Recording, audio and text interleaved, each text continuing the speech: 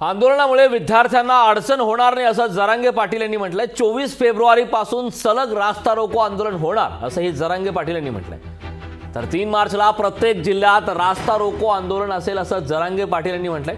आजपासून 3 मार्चच्या रास्ता रोकोची तयारी करा असं मनोज जरांगे पाटील यांनी मराठा समाजाला आवाहन केलंय। आजपासूनच 3 मार्चच्या रास्ता रोकोची तयारी महाराष्ट्रातल्या संबंध सगळ्या मराठा समाजाने करायची। 3 तारखेचा रास्ता रोको असा झाला पाहिजे की या भारतात असा रास्ता रोको कधीच झाले नसतील। इतक्या ताकदीनं जिल्ह्यातल्या लोकांनी 3 तारखेची तयारी करा।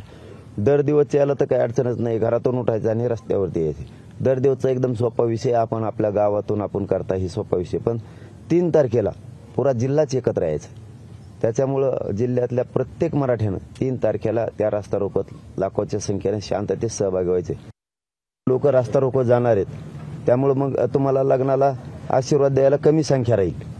तर स्वतःहून पुढाकार घेऊन मोठ्या मनानं मराठा समाजासह सगळ्याच धर्माच्या इतर धर्माच्या बांधवांनी सुद्धा त्यांचे दुपारचे लग्न जर असले, कारण लग्नात काय जात धर्म नसतो, प्रत्येक जातीचा माणूस ही त्या नवरदेव नवरीला आशीर्वाद द्यायला येत असतो। प्रत्येक जाती धर्माच्या लग्नाला, मग ती जात कोणची असो, सगळ्या जातीचे लोक एकमेकाच्या लग्नाला जातात, आशीर्वाद देतात नवरदेव नवरीला।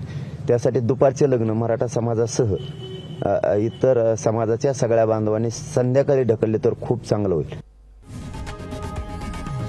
लोकशाही मराठी ऐका, पहा, जागरूक रहा।